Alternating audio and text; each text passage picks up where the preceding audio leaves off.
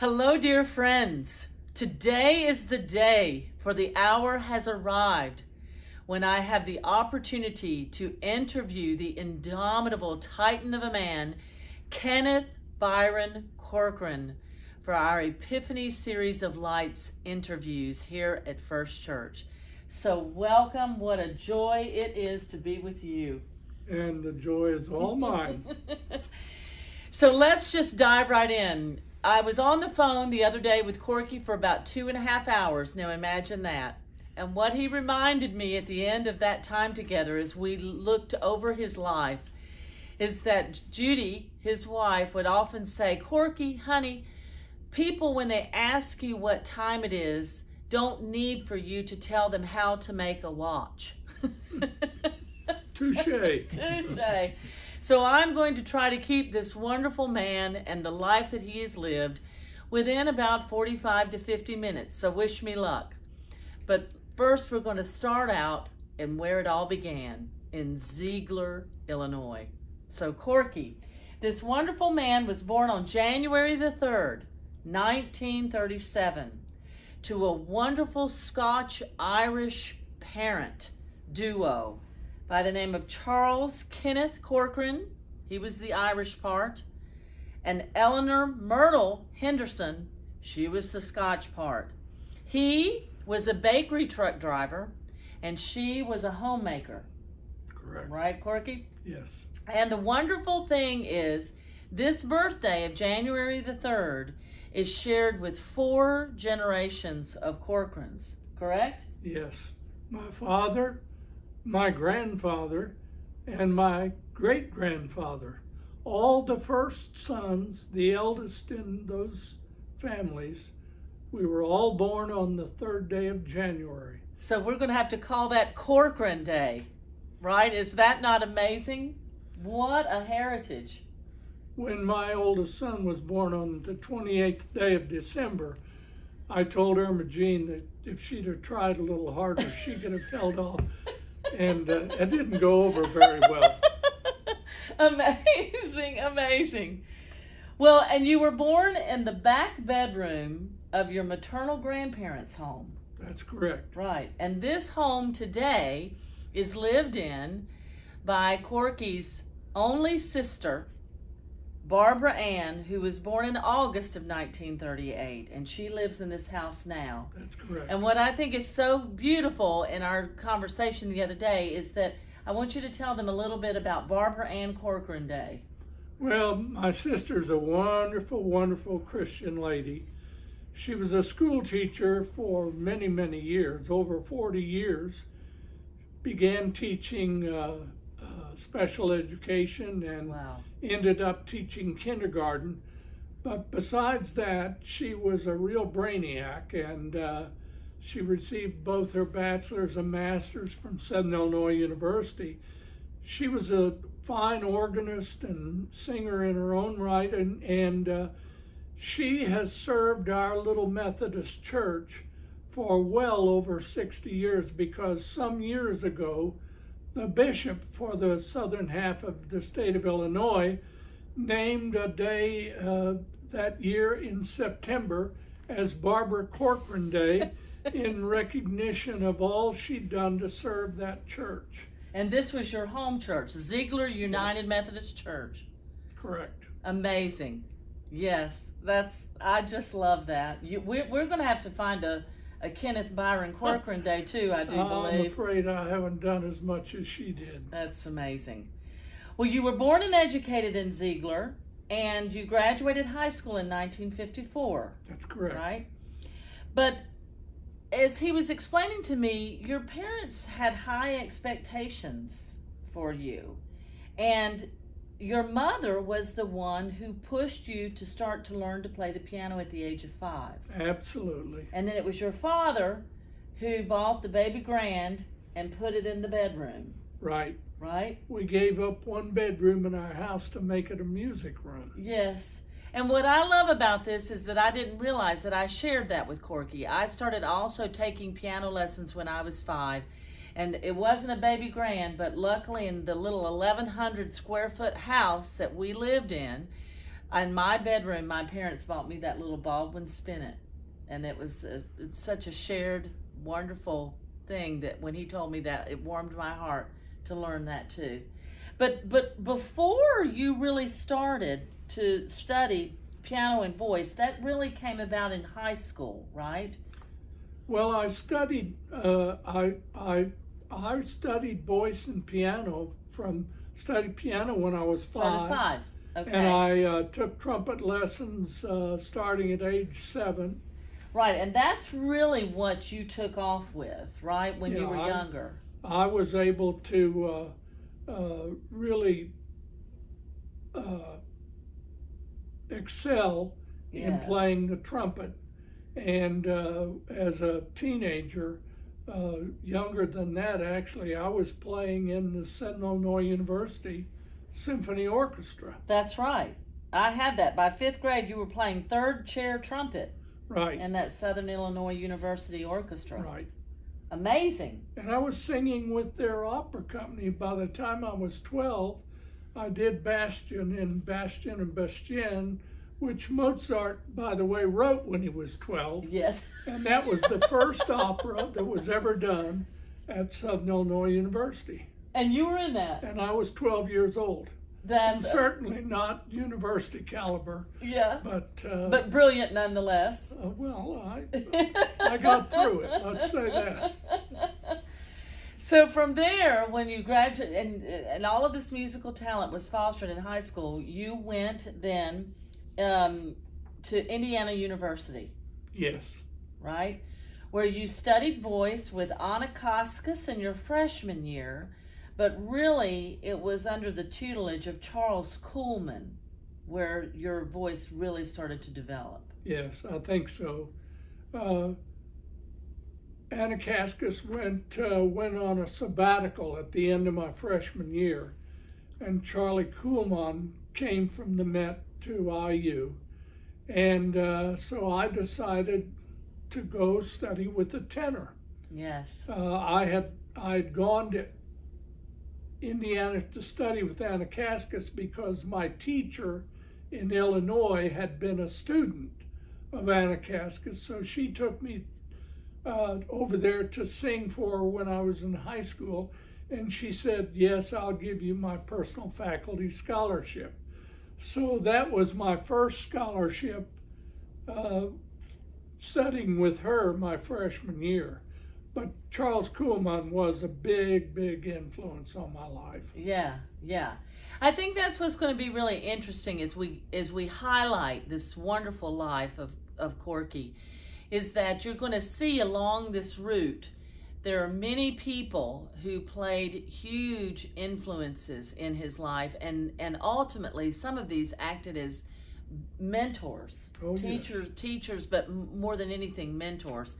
So you graduated in 1958, but I also want to say that even at IU, you played first trumpet in the marching band, didn't you? When I was a freshman, yes. The Marching 100. Yes.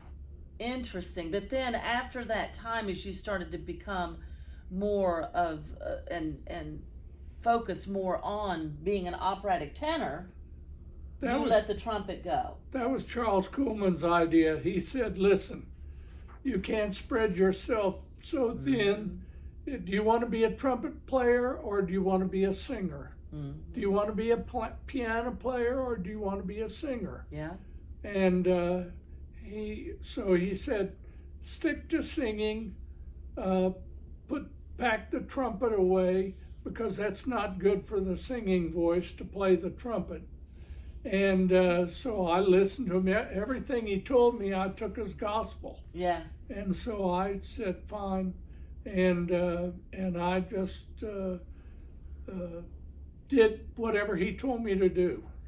And you graduated from IU in 1958. Correct. And got the academic scholarship to attend the Curtis Institute of Music. Right. That Kuhlman had a lot to do with that as well. Mm-hmm. He knew the right people, and to pull the right strings, he was able to get that accomplished. And that's truly, you have to be of a talent to go to Curtis. So that speaks a lot to him, but also to you. But you see, what we're going to learn in Corky's life is that even though our lives are lived in this kind of linear fashion, we also have many concentric circles that deepen and continue to build our characters, our talents, our faith. And that's what we're going to start to see. And so it was when he went to Curtis in 1959, you were only there for a little over half of a semester. Correct. Right? And who did you study with there? Marshall Sanguer. Also a tenor. Yes. Frenchman who taught in America. But this is really where your opera, it was at Indiana University leading into Curtis where your opera career started. Yes, that really started at IU. Right. Because I did some 14 roles at IU, and actually my scholarship increased as I did more and more roles. In attending at IU. Yes. Wow, I didn't realize that. And I got to do a lot of Puccini, Yes. and it was, I love Puccini. Yes. I love Verdi. Oh, who doesn't? but Puccini has such a heart, and every time I would do a Puccini role, except for the role of in Carmen of Bizet, that also had that same quality. Yes, that's right. But those were the kind of things I liked. You were prepared. Early on, I did Mozart. Mm-hmm. I was not in love with Mozart. Mm-hmm. Well, you figured that out when you did Bastien and Bastien, right? Well, no, I just, but when I did Dr. Caius, Yeah. I didn't like that role. There you go. know, and I really was not, I just was not a Mozart lover. Yeah. I think I'm an Italian at heart. And that's why I love him too. I'm his Italian sister when it comes to singing, right? Absolutely. Absolutely. But that is, because while you were at IU though, just to highlight this, you went to St. Louis Municipal Opera, Yes. right? New York City Opera? Well, yes, but that was a result of I had done a role called Albert in Albert Herring. This is amazing. The story of a young man in this little village, and his mother was a widowed greengrocer. Yeah. And each year, the city fathers gather to vote on the purest, most chaste young maiden in the village. And alas, this one year comes along when the town fathers decide that there are no pure, chaste young maidens in the village, and they decide that young Albert would be the closest to that. So young Albert Herring is voted that honor to be Queen of the May. Yes. And Peter Pears was supposed to come over to do this Benjamin Britten opera at the New York, as they used to call it, the City Center Opera. That's right. And I had worked with Michael Pollack, who was at that time the general manager. Michael Pollack started off in the singing chorus at the New York City Opera. And I had worked with him at Muni Opera in the summer. I understudied a part and we would do understudy rehearsals. And then he came and he was the stage director the following year for Carmen. And I did Don Jose in Carmen. And it was when he went back and all of this other happened that he called Dean Wilford Bain and said, I wonder, he said, there's only two people that I know in the country that know the role. He said, there's a young man in California, he said, and I know that Corky has done the role because, being there last year and doing, and so it had been 2 years since I had done the role, but Dean Bain told him over the phone he would love to come and do it. And he sent his secretary, Mary Patterson, to the recital hall where my music history class was meeting. Dr. Ralph Daniel was the teacher. Mary Patterson walked down the center aisle and said, Dr. Daniel, is Byron Corcoran in this class? And she said, well, Dr. Daniel said, well, Mrs. Patterson, he's supposed to be. Mr. Corcoran, are you here today? And I said, yes, sir. And she said, the dean would like to see Mr. Corcoran. And all of the kids in the class, typically went, yeah, you were in trouble. And I didn't know what I had done, but when I got to the dean's office, he was so excited, and he said, Corky, you're going to make your debut with the New York City Opera. And I said, doing what? He said, you're going to do Albert in Albert Herring. Well, it's a wretched role. Yeah, I mean, hard. It's a very Woo! difficult role. Yes. I'd been 2 years, and I said, when is this going to happen? And he said, in about 2 weeks. And I said, oh. But he told me, he said, go home. He handed me the keys to his black Buick, which I had shined many times before, working for him at his home. I used to water his wife's African violets, cut the grass, and wash his car. And he said, go pack. And he said, come back as quick as you can. He said, I have a seat for you on a flight going to New York this afternoon, and I'll tell you later on the way up who you'll meet and so on and so forth. And I said, but I don't have the score or anything. He pushed a button, and Miss Patterson said, yes, sir.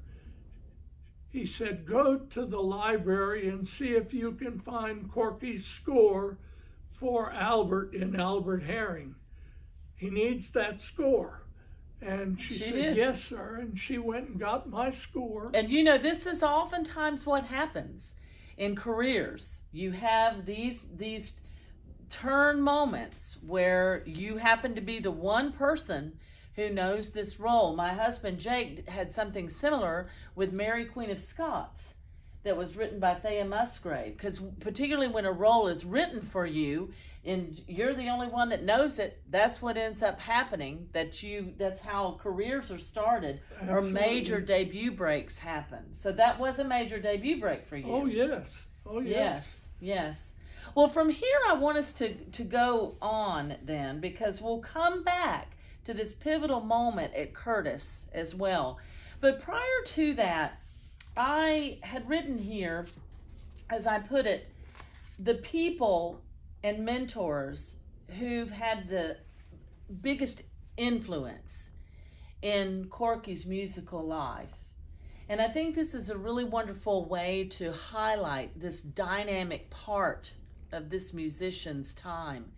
The first person, though, that I want to mention also is Edwin MacArthur, because he refers to him as his surrogate father in music. Absolutely. So tell us, because you met Edwin at IU, right? No, I met him at Muni Opera in St. Louis. He was while a you director. were in IU. Gotcha. And later on, there were so many things that he did. For instance, he he told me of a performance in Fairbanks, Alaska, and he said, I've recommended you to so and so, and she was at the Met, and they had lost a tenor. I flew up to Fairbanks for it's actually the University of Alaska at Fairbanks. They were doing a performance of the Verdi Requiem and the Beethoven Ninth Symphony. Well, I knew both roles from Indiana, and so he said, I've got you this job. Can you get free? And I said, of course, I can get free. And the first job I had before that professionally in doing the Elijah with William Warfield as Elijah with the Fort Wayne Philharmonic, and it was MacArthur was so good to me. Yeah. Over the and years. opening doors, right? Absolutely. Yes. Absolutely. And as he met, he worked with him in what we know is St. Louis Opera now, but then it was called the Municipal Opera, St. Louis Municipal Opera. Yeah. He came here to Martinsville after I was here in this church. Edwin MacArthur. Edwin MacArthur. I called him and I said, we used to correspond. I would write him a letter every 2 weeks, and I would get a letter from him every 2 weeks. Yes. And I had him come and direct the United States Army Band on 2 occasions, and we did works. It was at the end of his career, right. And I was in a position to tell the colonel, I've got a man that I know we can get. He's a big beautiful name. He was Kirsten Flogstad's accompanist. And there's a funny story about that. He said after he did the first, he auditioned with many, many people. And he went to her and he said, Madam Flogstad, please tell me. He said, there were so many people that auditioned. What did you see in me that I had to be your accompanist? She said, well, you were very tall, and I thought we would look good on stage together. And so that's his story about how things. And so Flogstad insisted that all the Wagnerian opera that she did with the Metropolitan Opera, that Edwin MacArthur would be the conductor. And so that opened the door for him.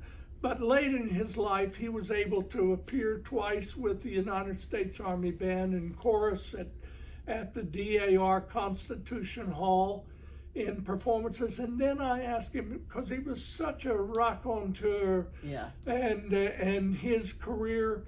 And so we had a soprano in the choir here at the church, and a mezzo, Kitty Campbell, and Roberta Hare. I asked them, I said, how would you like to sing a program with Edwin MacArthur? And they both said, what? Really? So I went to the junior high school and asked them if we could rent the hall. We did. Edwin MacArthur came here and stayed at the Dutch Inn, and many people in our church will remember that marvelous concert. We packed the house, and I sang some things from the Kashmiri song and the Rubier of Omar Khayyam. We did that Lottie Lehman song cycle. Oh, wonderful! And how amazing! So it was a wonderful time. Yes. To get such a really world class, because he did the entire Ring cycle. He did in Berlin at the Opera. Yes. Opera House. Yeah, I mean, this was a formidable man within the music industry, classical opera music industry, and to know that you call him a surrogate father for you in music I was just like, wow. I mean, that's like, learning from the best. and having that kind of influence in your life. He was such a generous man. Yes. Well, now, let's also talk about Eugene Bayless. Oh, yes.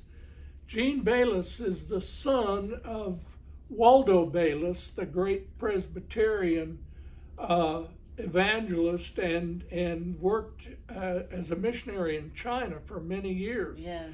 Eugene Bayless has the distinct privilege, if you look up the Masonic music Yes. that is recorded on the RCA label, Eugene Bayless sings all the voice parts. He had the most phenomenal range. You know, Eva Sumac, they say, had the greatest range for all the ladies. But Gene Bayless, and by the way, he was John Finley Williamson's assistant at Westminster Choir College when he was 21 years of age. Yes. You surrounded yourself with some hip-happening guys. I was lucky. But he directed the Bells of Indiana, and my wife, Irma Jean, sang in the Bells of Indiana. Yes. And he ultimately drove you later in your life to a very important audition, right? He drove me to Washington, D.C. when he found out that they had made an attempt to draft me and scared me to death. And I found out from the draft board that since I had been in ROTC but had not served in the Air Force, I was still eligible to be drafted. So he said he had a former student by the name of Carl Kaiser that ended up teaching up in Michigan as my friend George Shirley, who you mentioned a while ago. George was for many, many years the head of the voice department at the University of Michigan in Ann Arbor. That's right. But at any rate, when Gene Bayless heard about this, he said, I'll drive you and we'll go to Washington, D.C., and you can audition for the Army Chorus.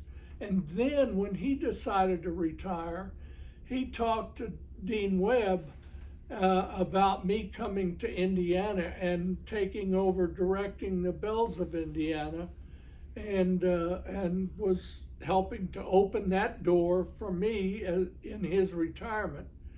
And as it turned out, that was not meant to be. No.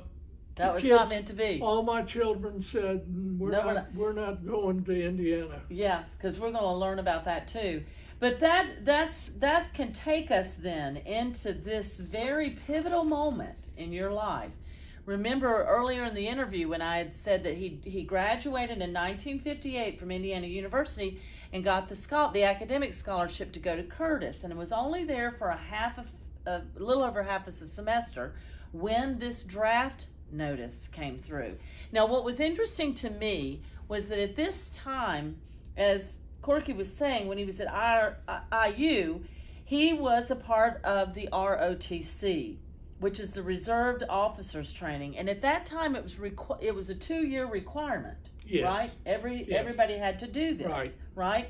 He graduated as a second lieutenant in the Air Force, but he failed his flight physical due to hearing loss. Correct. Right? So in Curtis, in 1959, only there half a year when he received this draft notice for the Army. But this was a draft. You weren't drafted. It was a draft notice. Yeah, it was the first letter, and when I saw it, I called a banker in my hometown who was head of the draft board. I graduated. I graduated from high school with his son. Okay. Pardon me. Yeah, no worries. And he told me, let me get a little water. Yeah, no worries. I just find this fascinating, really, how this turn of events happens right here. Yeah, he told me that I was going to be fine for the Army. And I went to Washington, auditioned for the United States Army Chorus, and my later-to-be friend, George Shirley, had just won the Metropolitan Opera auditions and signed his first contract with the Met. And he was one of 13 tenors right. that sang with the Army Chorus. Now remember, Eugene Bayless, that he was just talking about, the director of the Bells of Indiana, drove him to this audition. Right? That George Shirley, that was now this opening since George Shirley was going to the Metropolitan in his first contract. Right? And when this happened, now you had 8 weeks of basic training, right, prior to this appointment. But you started service, get a load of this, on September the 11th, 1959, as one of 13 tenors in the U.S. Army Chorus. 13 first tenors. 13 first tenors. They had a big second tenor section, too. And the amazing thing is, now granted, he started in September the 11th, 1959, and by March of 1960, this titan of a tenor sitting to my left here was promoted to the lead tenor position. I was the section leader, yes. And you served in this from 1959 to 1981.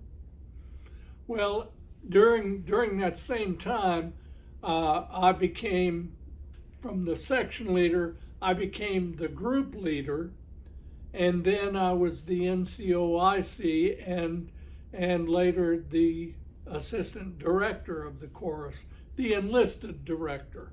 So there were a lot of times that we would do performances where the officer in charge, if we were going out to sing for a ladies' club or some low-level, they didn't tend to like to do those kind of performances, and those fell to me. Got it. And I just think this is amazing in the fact that I'm so thankful, as Karen oftentimes says around here, that's a God thing, that given that draft notice that you were in the Army, but what a wonderful way to use your talents to serve our country than being a musician. Oh, it's a fabulous job. I know. And Corky and I've talked about that. So many people need to know about this because it's a wonderful way to serve. And in that, if I'm right, if you started your service in 1959, you served Dwight Eisenhower, John F. Kennedy, right, Lyndon Baines Johnson. Well, Nixon came next. No, Richard Nixon, right? Lyndon Baines Johnson. Well, actually, no, you're right. Yeah, that's Lyndon Johnson came after Kennedy. I beg your pardon. That's right, and then Nixon. And then Nixon. And then Gerald Ford. Right. For the end of Nixon's term. Wonderful guy. Wonderful guy. Gerald Ford. Oh yes.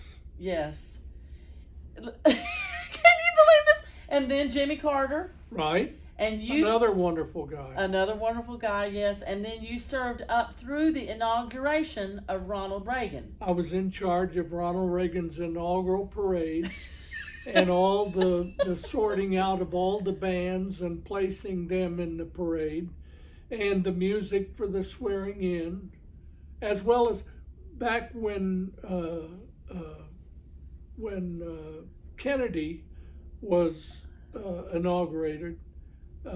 I got to sing with Marian Anderson because she was going to do a duet. So just because they needed someone, they came to the Army Chorus. Yes. And found me. So I got to meet Marian Anderson. And a year or two ago, you and I think, did I Want Jesus to Walk With Me. Yes. Well, I have the music that Marian Anderson gave me for that song, and the moth-eaten thing that it is. But I first came into I didn't know I Want Jesus to Walk With Me, but through Marian Anderson that happened, and just so then that's spiritual. The first inaugural committee I was posted on was I was kind of a gopher. Go for this and go for that for Richard Nixon for his second inaugural. And then I was in charge, I worked with Dr. Walter Anderson, who was the head of the arts endowment, and Walter Anderson was a fabulous brainiac, and I was on the committee already, but I got a call from the leader and commander of the band, Colonel Laboda, and he said, "You need to go to the Kennedy Center right away," he said, "and go up to the 3rd floor and look for Dr. Walter Anderson." And he said, you're gonna be moved.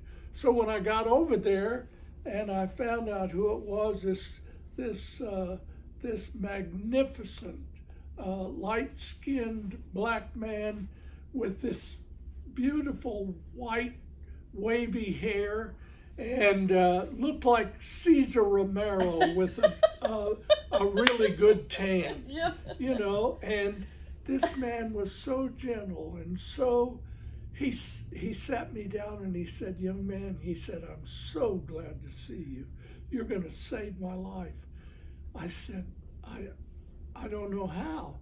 He said, "I've always been in production of musical events and everything. I know a lot of people." He said, "But I don't know how we're going to store all these grand pianos, for instance, on their sides at the new theater at the National Library of Science. They had this beautiful new 1,000 seat auditorium, and we had 12 pianists, and they all wanted to bring their own pianos." And he said, "I don't know." He said, "There's no room over there." I said, "Well, we'll have to take them and set them on their side." He said, "See, that's the kind of thing I don't know about." And he said, "They tell me you know all about production, so that's what you're going to do. You're going to be my right hand." Wow. And as it was, we in that 1 week of inaugural week, through the Library of Congress, the Kennedy Center, the National Library of Sciences, and the Corcoran Museums and the Air and Space Museums, we presented over 1,200 free programs and recitals during that week. Wow. And it was, and there were times that I even enlisted my youth choir from Cherrydale Methodist Church. The kids came and served as ushers and usherettes, I guess you'd call them. Well, see, and this is what's so amazing to me, too, is I was speaking earlier about these deep concentric circles of life that build, that root us in our life. So many people would just be blown away by this incredible career that Corky had.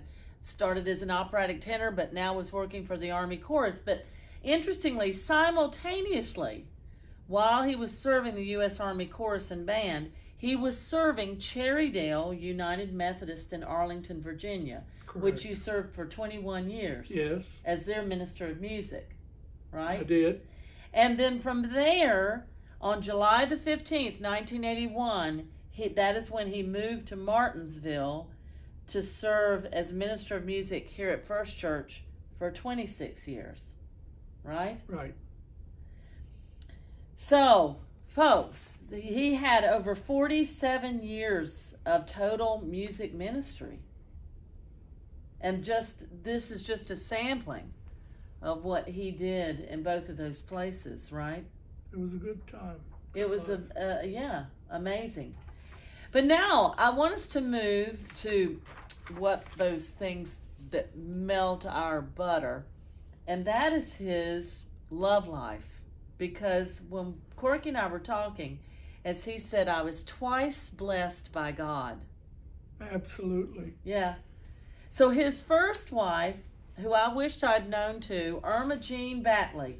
Yes. You met at IU. She was a mezzo-soprano, and as he'd mentioned earlier, she sang in The Bells of Indiana that had been directed by Dr. Eugene Bayless, right? Yes.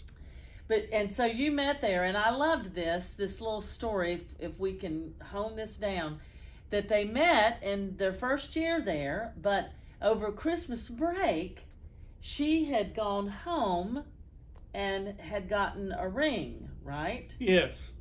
She became engaged And to Ray Sanderson. I still remember his name. Ray Sanderson. And he was in the military, Yes. right? He'd come home on leave from the Army. But then there was one moment when she came back and she didn't have that ring on anymore. Yeah, it was. She went on a USO tour with Bob Hope and all over the Far East. With the Bells of Indiana. With the Bells of Indiana, and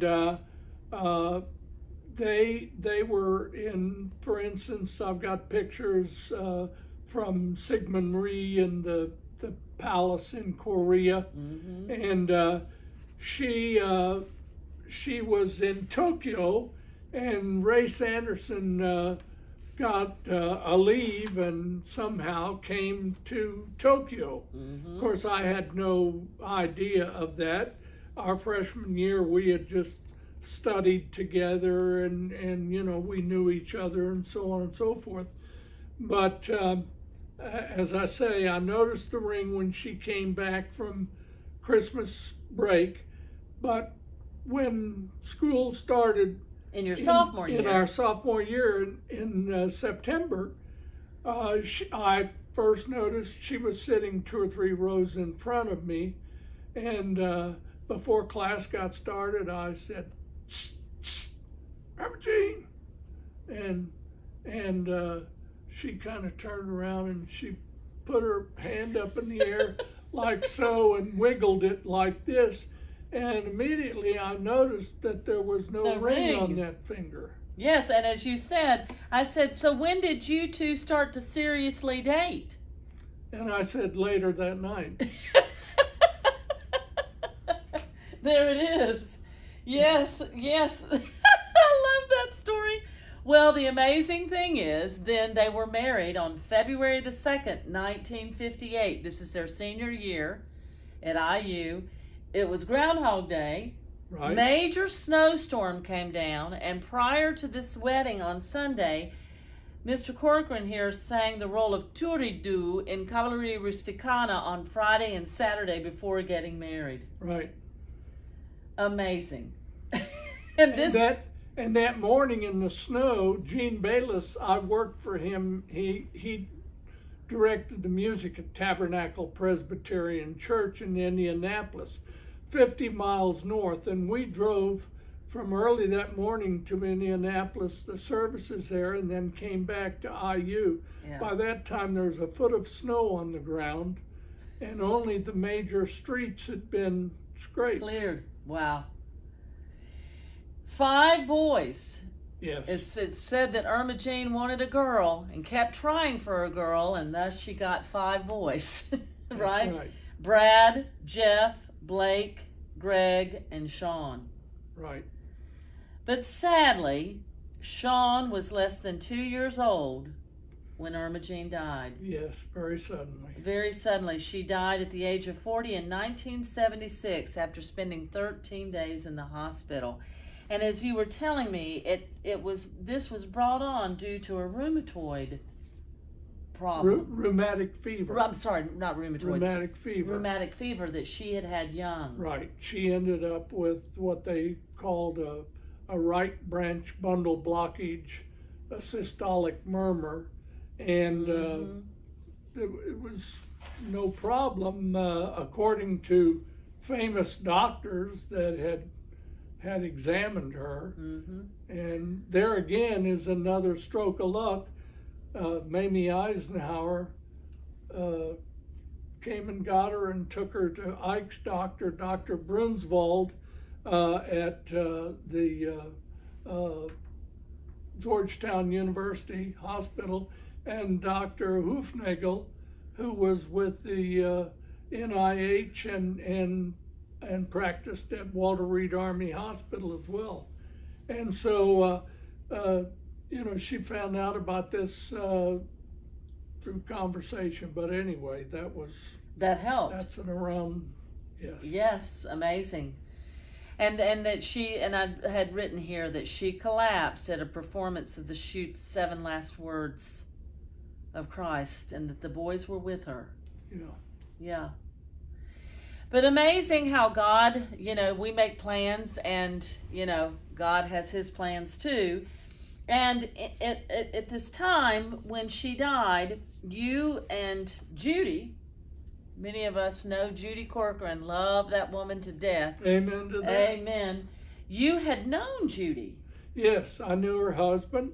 As a matter of fact, Joe had been a pallbearer at Irma Jean's funeral. Our kids put us together. That's right. I love this story. They grew up in 4-H together. Now, I just gave you the 5 sons of Corky, and Judy and Joe had 3 daughters, Jennifer, Jill, and Julie. And the kids through 4-H had gotten to know one another. Yes. Right? My boys had gone down, the oldest 2, and helped with showing cattle. But this was a thing that after Judy was found in a situation where she was raising 3 girls by herself. Right. I was raising 5 boys by myself, and our children put us together. Yeah, I think Julie, I think it's Jennifer Eskew was known as the matchmaker, yes, correct? Yes. She called Brad and Jeff, and as I say, we've known them maybe 2 or 2.5, 3 years prior to that. But, it's 60 miles from Fairfax Station, where we lived, to Remington, where they lived. Right. And so Jennifer had kept in contact with Brad and Jeff. We're shooting a game of pool one night, and they said, Jenny Eskew called and said if you ever wanted to go out to dinner and take a woman, that she thought her mom would be ready to go. And a week later, I hadn't called, and the boys said, hey, I thought you said you were going to call Mrs. Eskew, and Jenny said you haven't done it yet. Are you going to do it? And I said, yeah, I'll do it. I'll get around to it. So it was something that, they engineered. Our children put us together, and, it's one of those things that, I married my college sweetheart. She unexpectedly dies, and anyone who's been through that, the loneliness and the desperation when you're raising a big family by yourself. Mm-hmm. So I think Judy and I were both ready for some help, but the greatest thing is that over 40 some odd years of marriage now to Judy, I couldn't manage a single day without her. Yeah, I loved it when we were talking. That's so amazing. Then September then of 1977, Judy and Corky finally had their first date at the Bavarian Chef, right? Yes, anyone who's been up 29 to 11 yes. down to Charlottesville knows wonderful. The Bavarian Chef. I recommend it highly. Yes, but what he said is that their marriage, they came together, their children put them together, but there was a lot of pain and a lot of hurt that was in both of their lives at that time. And I loved it. He said our marriage has been a journey into love. They've grown into a beautiful romance, and that they love one another now more than they ever have. And I just think that that's a real testimony to absolutely, to what that is, and that your kids knew that you two should be together. To find another Christian woman, yes, who is so easy to live with, yes, so helpful, so loving, so kind, yes, and whose faith is tremendous. Yes. This is a woman who stays. We have our devotional times together in the morning. If we miss a morning, then we have to double up the next day. And Jake and I have been the receivers of that devotional time too, when they've called us up during the pandemic and said, we just were reading this devotional and thought of you and wanted to share it with you. So there Jake and I are standing in the kitchen, put the phone on speakerphone, and we all have our devotional time together. That has meant so much. And that leads us then into this last little bit of time, because I think that your scripture or your spiritual life is also clearly in everything that you've done, what your upbringing, what you've come from, what you've come through, how you've made it into your 80s, is that you were, as you were said, you were raised in a Christian home. And at the age of 12 at a Methodist church camp, Right. was when you first felt convicted to give your heart to Christ. And what's been interesting to me in these interviews, like the one that I did last week with Marion Myers, this time around this age of 12 and 13, for so many people, seems to be a pivotal time. That's right. When we recognize the need, the conviction.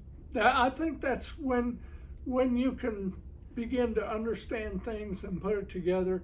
Yes. You feel convicted by the Holy Spirit is, Yes. Knocking at your heart's door. Yes. And that's what happened to me.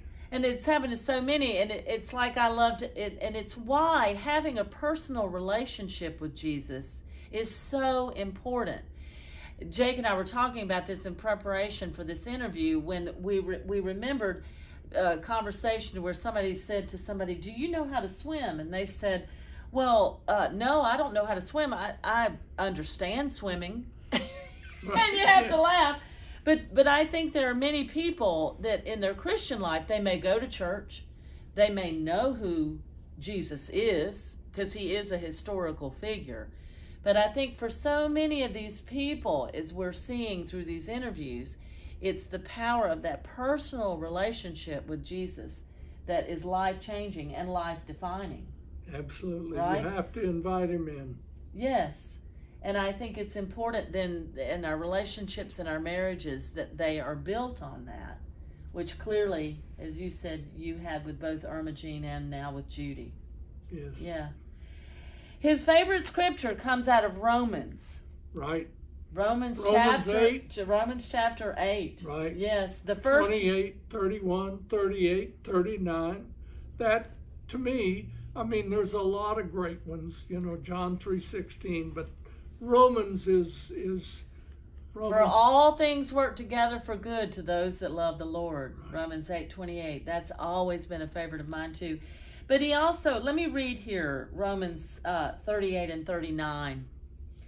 For I am sure that neither death nor life, which is what you've experienced and talked about in your life, nor angels, nor principalities, nor things present, nor things to come, nor powers, nor height, nor depth, nor anything else in all creation will be able to separate us from the love of God in Christ Amen. Jesus. Amen.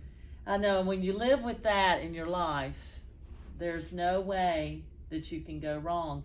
And it's clear to me, too, that Corky Corcoran has built a life worth many Rolex watches. To go back to what we were saying earlier, right, and building the watch of your life. Well, finally, Corky, I'd asked him what his favorite hymn is, and as many of you have said to me, oh gosh, how can I define it in one hymn? And he said, originally he talked about wanting Spirit Song, but our own Laura Elkins had chosen that a few weeks back and talked about how she learned of that song at a United Methodist Women's meeting.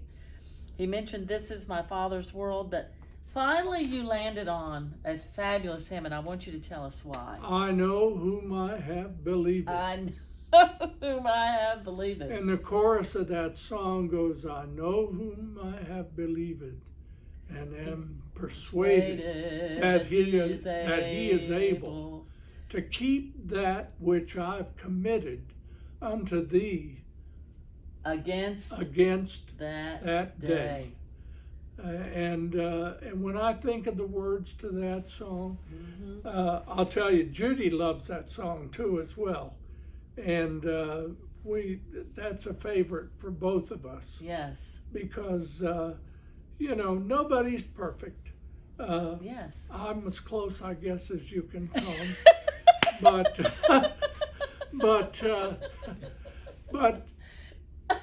the thing is that as Methodists, we know that we can backslide Yes. we know that we have. But you can always, you can always ask forgiveness, and grace is there. And it's just like in a marriage, where sometimes you're not maybe as aware of the other person's feelings, and then you feel like a schmuck because you perhaps wounded that person who you love above all. And you've got to go back and you've got to say, I am so sorry. Yeah.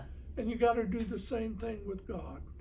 That's right. And so through Jesus, and Judy and I, like last night, she cooked this wonderful meal, but when we said grace, we were holding hands under the table. I'm sitting at the end and she's sitting beside me.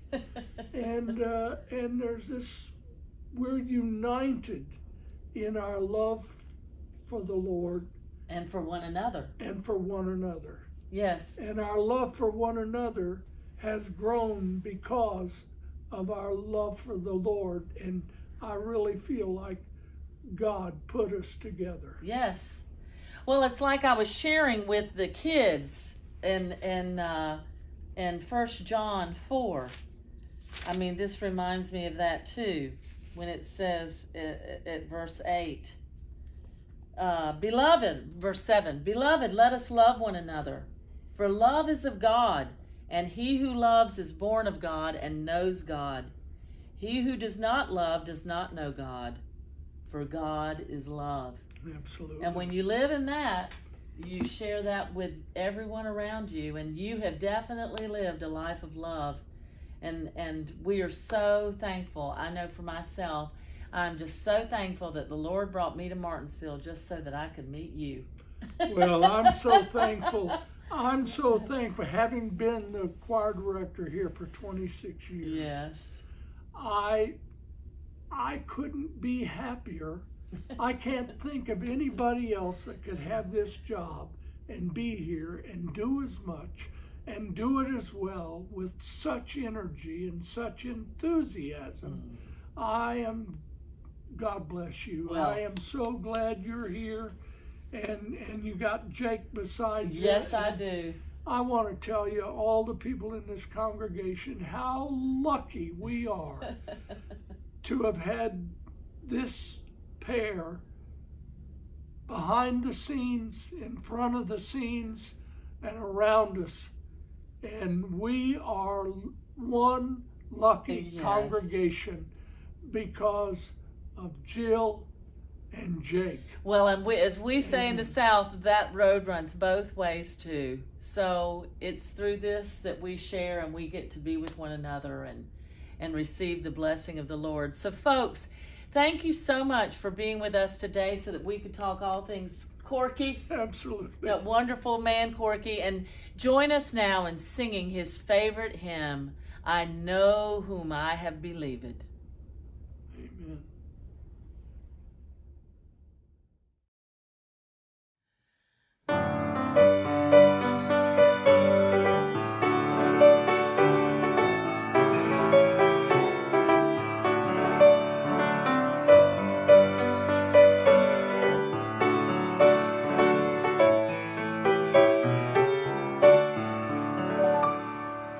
I know not why God's